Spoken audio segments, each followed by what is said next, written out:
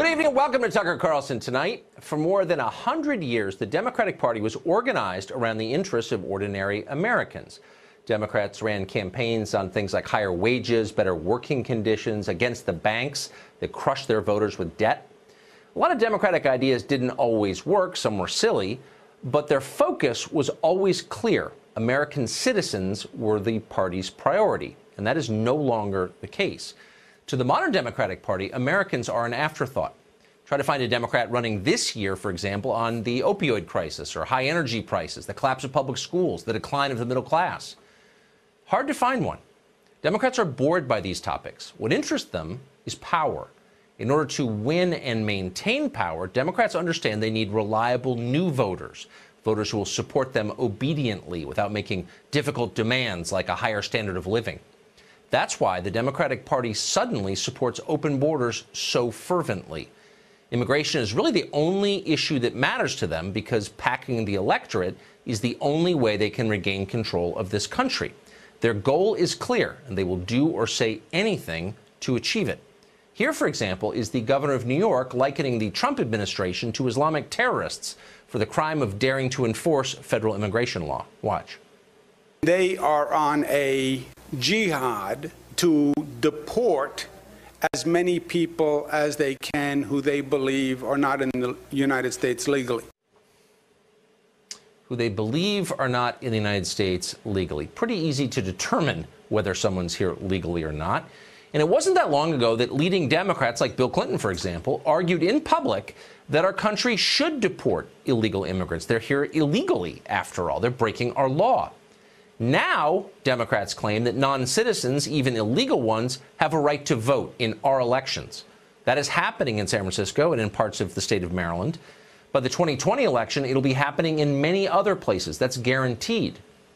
Now, you'd think congressional Republicans would be upset about this. Allowing illegals to occupy and run our country makes a mockery of citizenship. It's terrible for America, and it's a death sentence for the Republican Party. But nope. Republicans on the Hill seem okay with this. Here's one example. In 2014, the Obama administration changed the rules so that anybody claiming a threat from gang violence or domestic abuse could get asylum in the United States. The effect was to allow pretty much anybody to permanently enter this country provided they supplied the right story, and many, many did. Of course, that was precisely the point, to open the borders without saying so. Well, earlier this summer, Attorney General Jeff Sessions reversed the Obama rule. Now, House Republicans somehow, for some reason, are teaming up with Democrats to stop Sessions from doing that.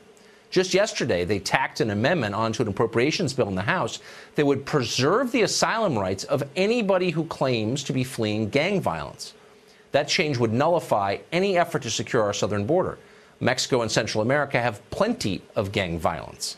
Now, all 150 million people who live there can cite that fact as justification to move here legally and stay permanently. When they get here, they'll find Democrats eager to give them the right to vote. House Republicans could stop this. They're not even trying. One person who thinks Republicans ought to care about this issue is former House Speaker Newt Gingrich. He just wrote a piece about the left's plan to win through non-citizen voting. We spoke with him just a short time ago. Here's what he said.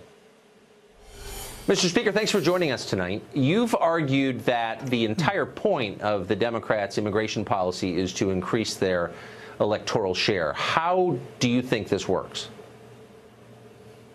Well, it's pretty straightforward. They think they get the vast majority of votes from illegal immigrants in San Francisco. They've now made it possible to vote without being a citizen. There are other places around the country where Democrats are advocating that they allow people who are not here legally or people who have not yet become citizens to vote. And I think they think their calculus is that they have a harder time winning an election with law-abiding Americans.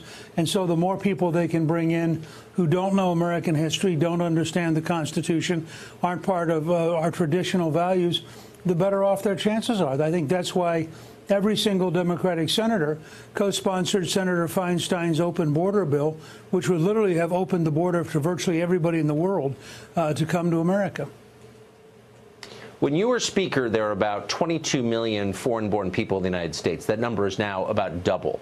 Republicans have controlled the Congress for a lot of that time. Even today, Republicans on the Hill are trying to undo the one of the Attorney General's efforts to tighten the border. Why don't Republicans on the Hill understand the threat that these policies pose to the country and to them? I frankly don't get it. I mean, let's start with sanctuary cities, which is the most popular position that President Trump has. 84% of the country, 8 out of every 10 Americans believes that sanctuary cities increase the risk of crime. Now, that should be pretty easy for Republicans and, frankly, for common sense Democrats to unify around in terms of establishing a public policy. But I think part of what's happened is you have the constant drumbeat of the liberal media, which intimidates some Republicans who forget, and I recently wrote a paper on this, the weakest Republican position on immigration is 60%. That's absolute control of the border. The strongest is 84%. That's closing down all the sanctuary cities, and in the case of California, closing down the sanctuary state. Yet Republicans often behave as though they represent a minority interest, when in fact even most people who are here as immigrants would like to see a law-abiding country that's physically safe.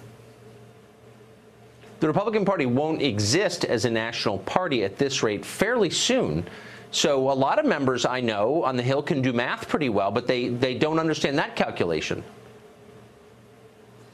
Well, I think somehow they lose their nerve. I mean, when the drumbeat all day, every day from the New York Times and the Washington Post and various liberal media, the drumbeat's constant. And if you are in favor of controlling the American border, as I am, I'm in favor of legal immigration.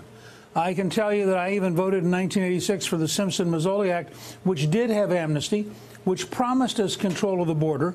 Ronald Reagan signed it reluctantly and wrote in his memoir, his diary, that the only reason he did it was to get control of the border. The Congress broke its word. We had 10 times as many people come in under amnesty as we were told, 3 million instead of 300,000. And then the President Reagan didn't get the things he'd been promised, which were a work permit system and control of the border. So ever since, I've been very skeptical. There's a large part of the national elite that for some reason loves immigration of any kind, dislikes controlling the border under any circumstance, and routinely smears people. If you say I'm for legal immigration, but I'm against people crossing the border illegally, somehow that becomes a xenophobic anti-foreigner, even though you're for legal immigration. Right. Well, you're attacking their housekeeper. They've imported an entire surf class to serve them, and they resent any efforts to restrain it. Mr. Speaker, thank you very much. Great to see you tonight. Thank you.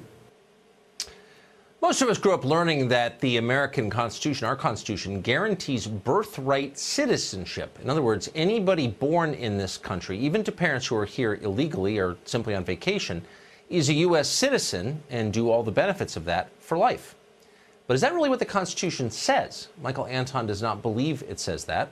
He's a lecturer at Hillsdale College and a former Trump advisor who just wrote a piece in the Washington Post arguing that birthright citizenship is not a constitutional requirement. Michael Anton joins us tonight. Michael, thanks a lot for coming on. I'm amazed the Post printed this piece. Good for them. You took a lot of heat for it. People were shocked by the idea that you would even question this. But you made your case partly on legal grounds. Why does the Constitution not say what we've been taught it says? Well, you have to read the whole 14th Amendment. It says there's a clause in the middle that people ignore or they misinterpret, subject to the jurisdiction thereof meaning of the United States. What they're saying is if you're born on U.S. soil subject to the jurisdiction of the United States, meaning you're the child of citizens or the child of legal immigrants, then you are entitled to citizenship. If you're here illegally, if you owe allegiance to a foreign nation, if you're the citizen of a foreign country, that clause does not apply to you. If you read the debate about the ratification of the 14th Amendment, all the senators who are discussing what this is meant to do and what it means are very clear on this point. I tried to point that out. I expected the left would blow up and get angry, which they did. What I didn't expect, at least not to this extent, and what was very disappointing, was how angry the so-called conservative intellectuals got with me. And they essentially said any opposition to birthright citizenship is racist and evil and un-American. And I'm still in the middle of this debate, writing back and forth. It'll go on for a while. I'm happy to do it. I'm a happy warrior on these questions. But it shows you, you asked the speaker, Why are the Republicans so bad on this question? He gave you some answers. I'd ask a parallel question. Why are the so-called conservatives, the intellectuals, the conservative scholars so bad on this question? That's one of the things I'm trying to point out. The nonprofit people who've been consuming billions of donations for 40 years as the country gets more liberal, and then lecture people like you that you're sort of not towing their line. It's a deeply unimpressive group. Deeply unimpressive group. I would ignore them if I were you. Oh, I know who you're talking about. No, I'm talking about the writers and the think tank scholars. Oh, I'm very aware of exactly what you're talking about. But let me ask you this. So the people who wrote the 14th Amendment did not envision a moment where, I don't know, thousands of Chinese would fly to Saipan, have their children there so they could become U.S. citizens, or people would sneak in illegally into this country so their kids would get American benefits. That wasn't kind of a consideration for them. The purpose of the 14th Amendment was to settle the question of the citizenship of freed black slaves. So this is right after the Civil War, and you have some people in the country citing the Dred Scott decision, widely regarded as the worst Supreme Court decision ever, which held that no black person could ever be a citizen. And the Congress said, we're going to overturn that forever and make it clear that if you were born here and you're subject to the jurisdiction, as all freed slaves were, then you are a citizen and no state can take that away from you. But they also make it clear in language in the debates and in the Civil Rights Act of 1866, passed the same year as this debate by the same Congress, that you have to be not subject to any foreign power in order to be eligible for birthright citizenship. And all the people attacking me and freaking out about this, they don't really have an answer to that. They just glide past it and try to obfuscate and point to other things that aren't relevant. If you read the debate, it's very clear what the framers of that amendment meant. Well, because for them it's theology. It's not a policy debate, and you violated a tenet of their religion. And I hope you'll continue to do that fearlessly as you have. Michael, thank you. Me. Good for you. Thank you. Good for you. Enrique Acevedo is an anchor at Univision and interested in the topic of immigration. He joins us tonight. So, Enrique, I'm sure you heard that. It's a very interesting point, I thought, that Michael Anton made, that the 14th Amendment was never envisioned to give birthright citizenship to the children of people who are breaking our laws, just snuck in here illegally. Leaving the legal debate aside, why, as a matter of common sense, does the United States owe citizenship and all the benefits and privileges that come with it to the children of people who sneak in here in order to have their kids here? Why would we ever go along with that? Well, first of all, I don't think they sneak in here to have their kids receive citizenship. Yes, they do, actually. Yes, a lot of people do. Undocumented immigrants, the reasons why they come to the U.S., having their kids being citizens is not on that list. The reasons why they come to this country does not include citizenship for their kids. But you know. Oh really? Because if your child is wait, hold on, wait a second. That's not true. So you're saying that nobody comes into this country to have their kids here in order to make sure their kids are citizens. Why don't you ask anybody who works in a hospital in, say, Brownsville, Texas, if that's true, and they'll laugh at you. No, I didn't say everyone. There are a lot of people who abuse the 14th Amendment. There are a lot of people who come from Russia, from China, for example. There's a lot of tourism that's focused on having that. And exactly. You know, it would be disingenuous of me not to recognize that. But you're saying that undocumented immigrants come to this country to give their kids citizenship, and that's just not the case. I'm not saying that. I'm saying that it happens a lot. But why would we go along with that? Why are the rest of us bullied? People like you get up and say, you're racist if you're not. Okay, spare me. Honestly, why is that good for us? Why would we allow that? Why are we going along with this? I guess is my question. Tucker, I'm not going to fall into the trap of calling everyone advocating for the end of birthright citizenship a ethno-nationalist or even a racist, although there's something to be said about that in many cases. But, you know, this is a complex issue. It's harder to defend birthright citizenship than it is to get behind those who call for the end of it. I would just say, you know, there's no perfect immigration system. We chose to give birthright citizenship in this country, and I would tell everyone at home to imagine what the U.S. would look like, what America would look like today without birthright citizenship. At some point, someone in our family was first to immigrate to this country, and their children became citizens through that right. You either have blood or how about birthright this? citizenship. How about and this? We chose that one. But look, I'm not calling for an end to immigration, though I'm starting to think we should pause it because it's making our country too volatile. But a separate conversation. But let me ask you this. Why would we ever grant citizenship to the children of someone here illegally? You're breaking our laws, and we're rewarding you by giving what we consider this valuable thing, citizenship, to your offspring. Why would we do that? Couldn't we just say, if you're here illegally, the birthright citizenship does not apply to your offspring? Fair? There are many arguments. First of all, I would argue that it helps with integration. When someone in the family becomes a U.S. citizen, it helps with integration for the whole family and the community. You know, that's something that people should to pay attention to. Also, the fact that many people argue that that's a fair point. But let me ask you: a survey came out yesterday that showed that 22% of all U.S. households do not speak English at home. That's not integration. That's balkanization. That's the opposite of integration. So if it helps, I don't know if this immigration scheme. Well, integration. The only element in terms of integration, Spanish has the most important by far in places like New Mexico for centuries. It's not about just language. Integration 22%, is about much more than that. Well, of course, no. Language is the key to culture.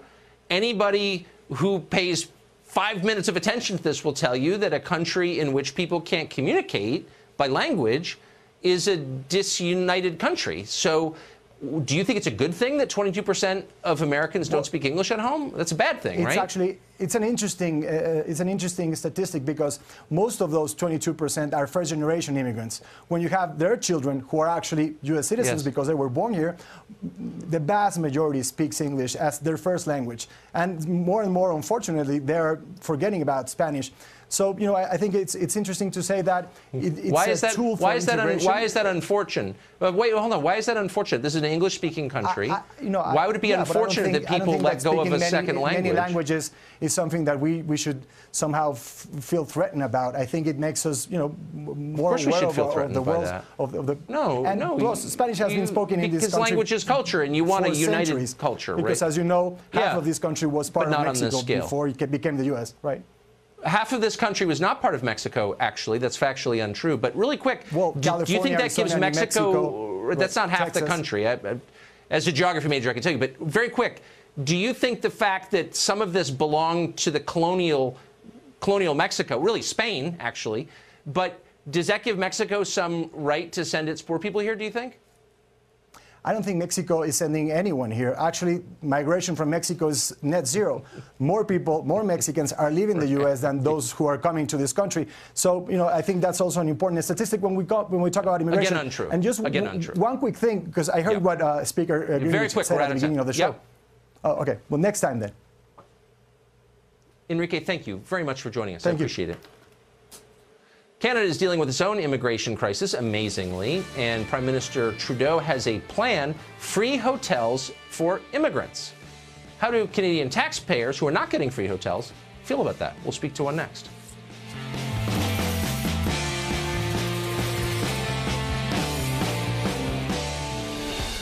Former drama teacher turned Canadian Prime Minister Justin Trudeau has his own illegal immigration crisis north of the border. Border crossers are clogging the asylum system in Canada and flooding the homeless shelters. So the Canadian government has a new solution to all of this: move hundreds of immigrants into hotels where they will live at public expense. Stephen Ledrew is a former president of the Liberal Party of Canada, and he joins us tonight for an update on all that. Stephen, thanks a lot for coming on. So Canadians are famously good-humored and tolerant and sort of, I would say, a little bit passive maybe. But are they for this? Is anyone saying anything? Well, you're not passive. And we're glad to have you. I don't mean to. I love Canada. I'm not attacking Canada. But what do they think of this?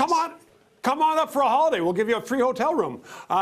First of all, the 800, Tucker, are just those who are now in school classrooms and in school dormitories, and they have to be cleared out in order for the classes to come back towards the end of August. So those 800 are going to hotels. But that's only the thin edge of the wedge on this one, because last year we had over 20,000 illegal asylum seekers. This year, by the end of May, I think we had over 5,000. So there's thousands and thousands. And the mayors, particularly John Tory, the mayor of the city of Toronto, are saying we can no longer accommodate anybody. So the 800 going into hotel rooms, I hope it's not the Four Seasons or the Ritz. But that is just a small number of them. So you ask about Canadians and how they're responding. Canadians are very generous. We have an empty country up here. We could take a lot of people here, but on the other hand, they don't like to see their dollars being wasted. So it comes around to the fact that these people seeking asylum, Tucker, and you know this, they aren't coming into the regular border places where they are processed. They are walking across, and the government of Canada could stop that with just a signature on a piece of paper. They could stop that for 3 months at least. but they haven't done that. So Canadians are getting upset about this. On the other hand, they're also looking to the States and saying, well, why are all these people in the States and they're coming to Canada? Why aren't they staying in the States? They aren't being kicked out of the States. So that's a question for your maybe president. It's because, well, maybe because Canada has more generous benefits, and Canadians are even more guilty than Americans and feel. Yeah, it is. It's much colder. So your prime minister, who I don't think really gets the credit he deserves for being a buffoon, no offense, is basically telling Canadians they're not allowed to complain about this. You're a bad person if you're against this, I think is his position. Well, he's saying that on a lot of matters. I mean, he's been singing the same tune since he's been in office, talking about, gender equality and all kinds of stuff. He's had a lot of failures over the last year, and people are starting to, he's starting to wear thin. So I don't think the Tories, we're having a campaign, we're going to have an election, Tucker, in 14 months. They haven't started saying yet, build the wall and make President Trump pay, as he's saying with Mexico. But it could come down to something like that, because Trudeau is, in fact, saying, not only on pipelines, I mean, we paid one of your Texas companies $4.5 billion, with a B, billion dollars. That may not be that much in the States, and Canada's a lot of money. We paid them a pipeline, that much for a pipeline out west, because we couldn't get them to agree with all the terms of it and all kinds of other protesters. I mean, he is in trouble. I meant to thank you for that, by the way. Stephen, we're out of time, but I just want to thank you for injecting that much into the American economy. It's great to see you, Stephen LeDrew from Canada. Good chatting as always. See ya. Thank you. Well, more than a dozen states, you probably haven't been following this, but it happened, have passed laws allowing the government to take your guns away without a criminal conviction or a full hearing. Seems like it might violate your constitutional due process. No? We'll speak to someone who thinks it's a great idea next.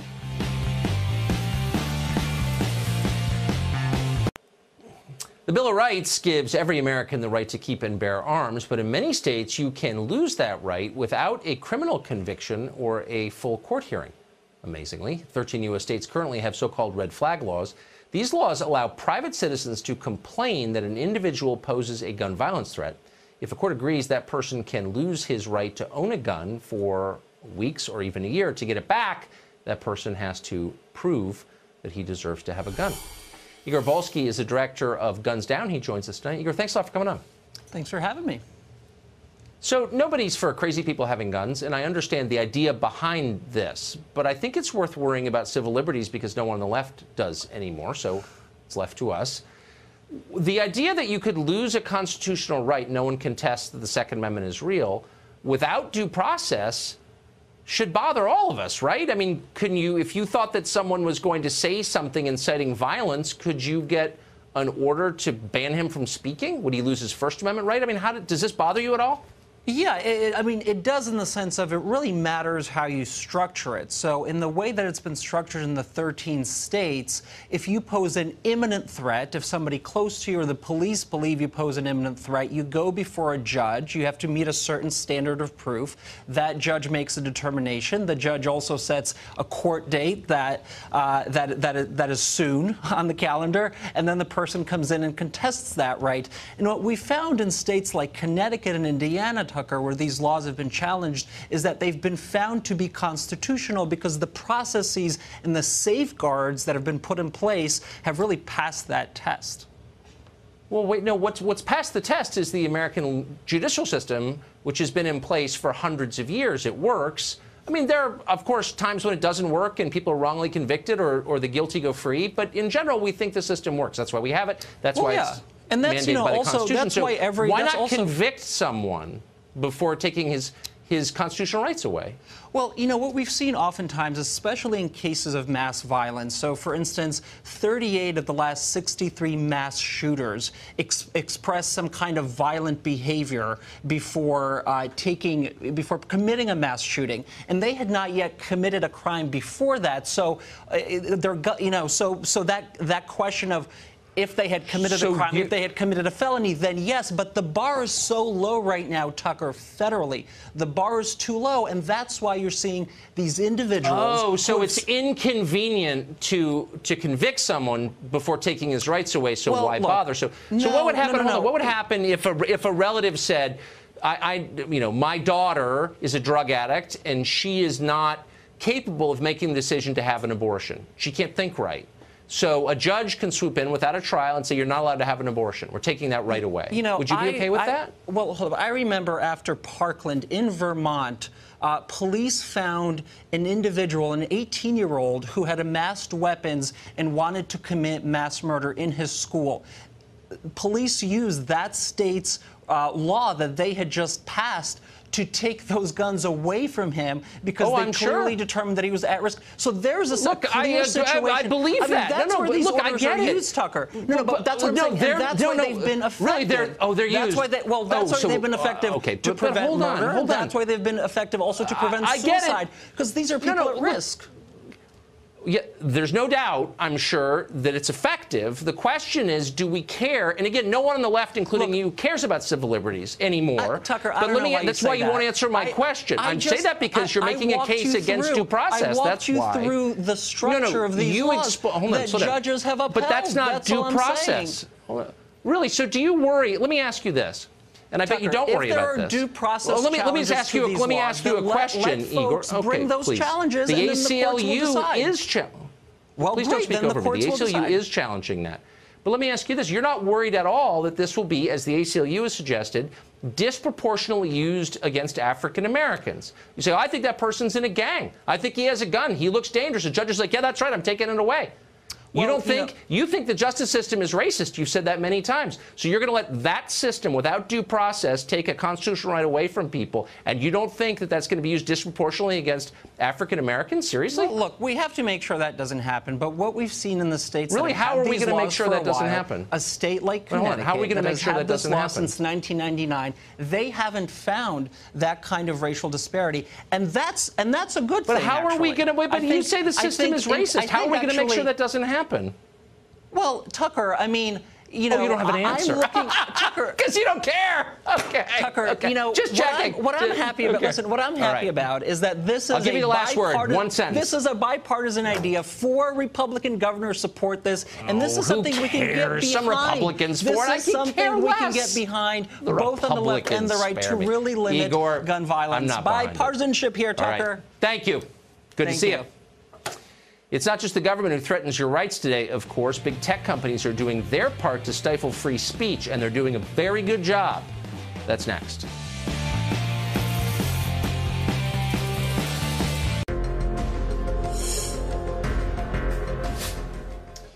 Well, the tech industry used to describe itself as a citadel of free speech. It was all about freedom. But of course, that is no longer true. That reputation is safely dead and buried. A new Vice investigation has exposed shadow bans on conservative accounts at Twitter, while Google-owned YouTube recently removed several videos purely for their political content. It's not the first time they've done that. It's common. Brett Larson hosts Fox News Headlines 24/7. He joins us with more on those stories. Hey, Brett. Hey, Tucker. Good to see you. It was definitely a 1-2 punch of problems for social media giant Facebook today. The problem started with a disappointing earnings call on Wednesday. Facebook admitted that a combination of privacy concerns and new personal data handling rules that went into effect in the European Union resulted in a loss of a few million users, and worse, the ability to target ads as precisely as they could just a few months ago. Now, you mix that in with the simmering worries of users here in the U.S. following the Cambridge Analytica scandal, and the wind has blown the house of cards down. $100 billion down, actually, today. In fact, the stock drop is the largest drop in value in Wall Street history. Facebook stock closed down 19%, its lowest in nearly 3 months. Now, a little further up the peninsula in San Francisco, Twitter also dealing with some bad news. Vice News reported that Twitter was shadow banning some prominent Republicans. Basically what that means is when you searched for users like Congressman Jim Jordan or GOP Chairwoman Ronna McDaniel, their names didn't auto-populate, which limits their reach. Now, Twitter quickly fixed it and said the users were mistakenly caught in a troll trap, an attempt to clean up the discourse on the platform by improving what Twitter calls conversation health to limit the reach of troll-like behaviors. And citing community standards, YouTube yanked 3 videos from Alex Jones's InfoWars, one of which alleges to show a man pushing a child to the ground. InfoWars says the videos could have simply been labeled mature content, but YouTube has had a contentious relationship with InfoWars this year. penalizing them earlier in the year when host Alex Jones suggested the survivors of the Parkland school shooting were reading scripted lines. Now, social media sites have been struggling to automate the process of moderating conversations, blocking bullies, and flushing fake news. And the results aren't always a benefit to some conservative voices. Tucker? Yes, there is. Brett Larson, thanks a lot for that. Thanks, I appreciate it. Charlie Hurd is opinion editor at the Washington Times, and he joins us tonight. Charlie, great to see you. Great to see you, Tucker. So I couldn't help notice, so the big story in Washington today is that Caitlin Collins over at CNN was prevented from covering an event at the White House yesterday. And Caitlin worked for me for years. She's a fair and decent person, and I don't think she should have been prevented from covering anything. That's my position on that. So, but CNN has been basically a martyr for free speech for the last 24 hours. At the same time, they're telling us how important it is that people should be able to say what they think. They are agitating for Alex Jones to be pulled off YouTube. Now, I know we're supposed to think that Alex Jones is way more radical than like Bill Maher, Michelle Wolf, or Rosie O'Donnell, but he's got a point of view, and CNN is trying to squelch his point of view. What do you make of that? Yeah, you know, I'm all in favor of CNN getting all the access that it wants to the White House. I want all reporters to get all the access that they want at the White House. Me too. But you're right. The hypocrisy is just astounding. And I guarantee you that if you flipped over to CNN right now, there would not be a single story about the Twitter shadow banning. There would not be a single story. And the only story you would see about YouTube pulling Alex Jones videos would be probably something celebratory about, you know, a scalp of sorts for managing to eventually get their way on that story. And you know, I look at all of the consternation about Donald Trump and this White House. But you know, my goodness, this has been going on for absolutely ever. You know how the White House press shop works. You know, at press conferences, the president always picks who he wants to ask him questions. Often the staffers go around and talk to the reporter beforehand. It's almost, as far as I'm concerned, it's the same as planting questions, because you're basically setting who it is that's going to ask you a question. So, you know, all of these concerns suddenly about access and free speech at the White House, come on. I mean, there's so many problems with the White House press corps to begin with that, you know, you never hear any of that. I've never heard this level of consternation before now. I wish the left still defended free speech. Yeah, no kidding. Charlie Hurt, who does relentlessly defend free speech. Great to see you. Great to see you, Tucker. Time for final exam. Question is, can you beat our experts at remembering what happened in the past week? It's a good one this week. We'll be right back.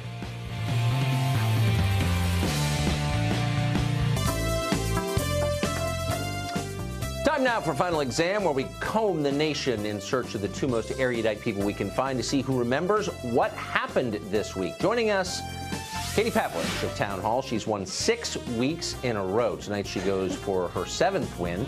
Her challenger this week is former Trump advisor, Fox News contributor, and author of the upcoming book, Why We Fight, Dr. Sebastian Gorka. We meet again, Dr. Gorka. Greetings. Great to see you both. Great. This is intimidating. You guys are bringing the big guns in. I know you are rarely nervous. But I said if we're head to head, we're going to arm wrestle this lady, okay? Okay. She's stronger than she looks. All right. I know you know the rules, but I'm going to repeat them for the sake of our viewers at home. Here they are. Hands on buzzers. I ask the questions. The first one to buzz in gets to answer the question. You have to wait until I finish asking the question in order to answer it. You can answer once I acknowledge by saying your name. Each correct answer is worth 1 point. If you get it wrong, you lose a point. The best of 5 wins. Are you ready? Ready. Ready. Outstanding. Question 1. This is multiple choice. Please listen carefully. Scientists have just discovered something extraordinary on Mars, the planet. The thing they found is very cold, very salty, and raises the potential that alien life exists there. Is it A, a large rock in the shape of a man, B, a vast underwater lake, C, an ancient packet of peanuts?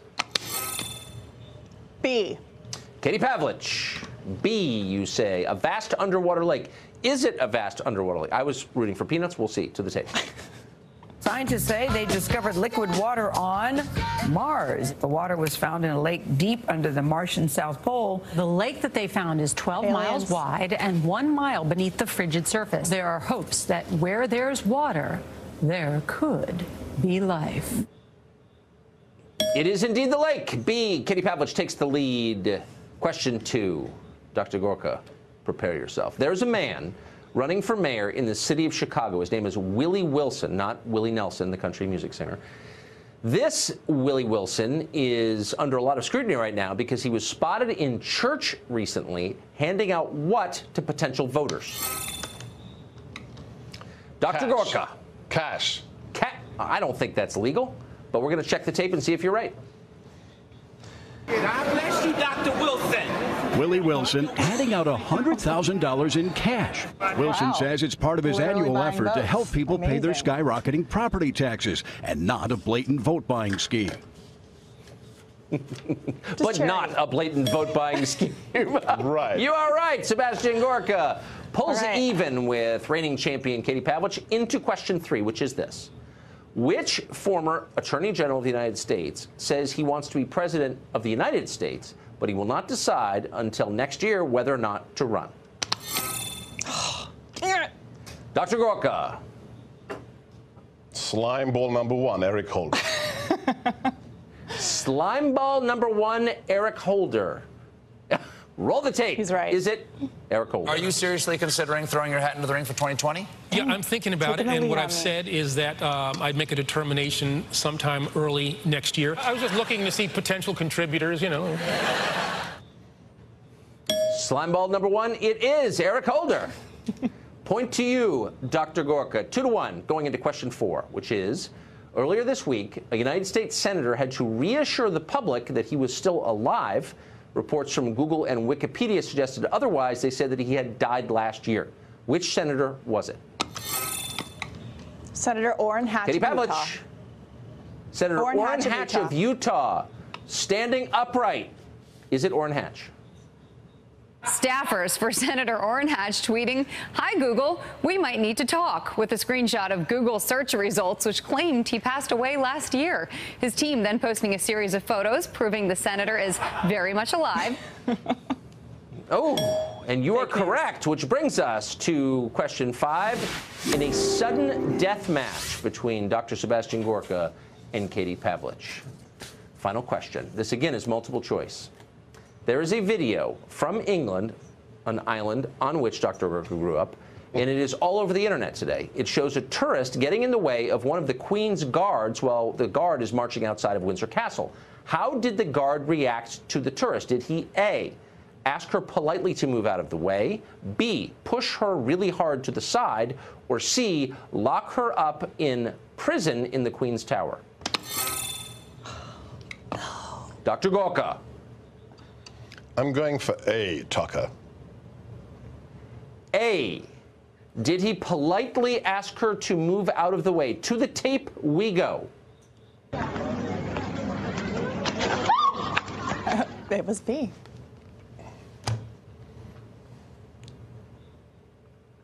Ooh. You're Waterloo, I'm afraid, Dr. Gorka. That would not have happened in my time. That's a good point. Get back to Great Britain. Teach them what you know. Thank you both. And Katie Pavlich, you have the mug big enough for a massive dinner party to serve. Of course, our commemorative We are going Eric to have a party Wemple with all the Fear mugs. and Terror mug. You ought to. We are going to. Sebastian and we're going to Gorka, document it on social congratulations. media, for sure. Thank you very much. Getting as far as you Good did. game. Saluting you. Barely. Yeah, and we should note, by the way, that our scorekeepers are telling me that Katie Pavlich is 1 win away from the all-time final exam record, of course, set by Shannon Bream earlier in the year. If she meets that, it is possible we could have a competition of champions in the works, but we will see. That's next week. Thank you both. CTV. Pay attention to the news. Yeah, big time. Tune in every week, mostly Thursdays, to see if you can outwit the experts. Follow the news. You can win. We'll be right back. College students have become far more vocal in their support for socialism, partly because the government has put them so deeply in debt with student loans. But it turns out that making everything free is expensive. It raises the question of who's going to pay for it all. Kevin Phillips of Campus Reform visited a campus recently to get that question answered. Here's part of what he found. I feel like everyone should have free education and health care. How are we going to pay for those? Oh, God. I mean... Us. Us, I guess. Yeah. Who, in your mind, should pay for all of the free things? All of the free things? Well, some of it should come from taxes, but the government should pay for it. But the government is funded by taxes. Yeah. I don't know where the money would come from, but they can figure it out. Okay. The people with a good idea and a good reason to spend their tax money wouldn't mind actually paying more taxes. Kevin Phillips joins us tonight. They can figure it out. That seemed to sum up a lot of the responses you got. That is exactly what happened. These were all people in Alexandria Ocasio-Cortez's district, I might add. And I think it's easy to laugh along and get caught up in seeing how funny it is, but it's ultimately not a laughing matter. Just how popular socialism has become. Millennials, who are the most likely to support it, are now the largest voting bloc in America. And millions of them are graduating college every year with a warped perception of reality. I think that's where this starts, as college campuses. I've been on about 50 college campuses in the past year with the Leadership Institute's campus reform. They all have one thing in common, and that's that socialism is viewed as highbrow, it's viewed as compassionate, and if you dare support capitalism or free markets, you're evil, you don't care about poor people. And I think the left is winning the messaging battle right now by teaching people that socialism is tolerant, and it's not actually in line with what history has shown us socialism really is. Yeah. Well, this is what the finance economy has brought us. Kevin Phillips, thanks for that report. Great to see you. Thanks for having me. We're sadly out of time. Tune in every night at 8 to the show that's the sworn enemy of lying, pomposity, smugness, and groupthink. Sean Hannity, right now.